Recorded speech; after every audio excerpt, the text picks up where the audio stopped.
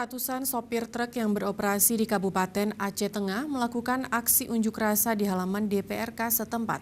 Mereka menuntut agar sejumlah galiansi yang diduga ilegal dan ditutup oleh Direskrim Suspolda Aceh untuk segera dibuka kembali.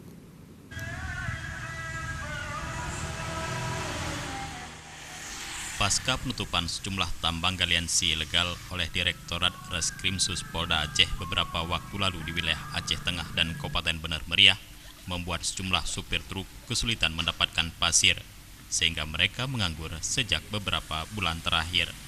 Dalam aksi unjuk rasa ini, para supir truk melakukan aksi protes dengan memblokir jalan keluar masuk kantor DPRK.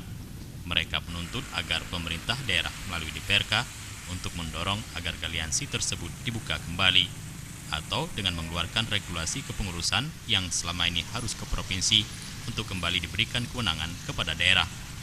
Menurut para pengunjuk rasa, akibat dari penutupan sejumlah lokasi galiansi yang diduga ilegal oleh kepolisian daerah Aceh ini, membuat para supir truk kesulitan untuk mendapatkan pasir, konon lagi untuk membayar angsuran armada serta kebutuhan hidup keluarga mereka.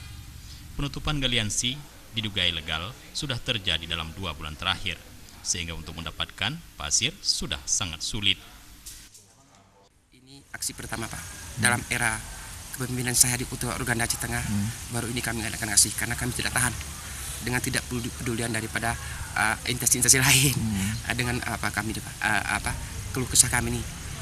Jadi untuk itu mungkin mudah-mudahan harapan kita ada temunya. Bila mana nanti nggak ada temu, masa 5 kali lipat itu kami hadirkan lagi ke legislatifnya, Pak. Bukan ancaman, mohon maaf, ini bukan ancaman. Biar nanti ada tidak lanjutnya ke depan yang lebih baik. Harapan kita seperti itu, Pak.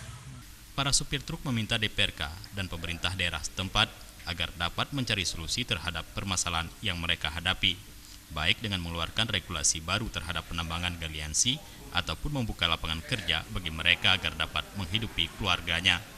Dari Kabupaten Aceh Tengah, Tim Liputan Aceh TV melaporkan.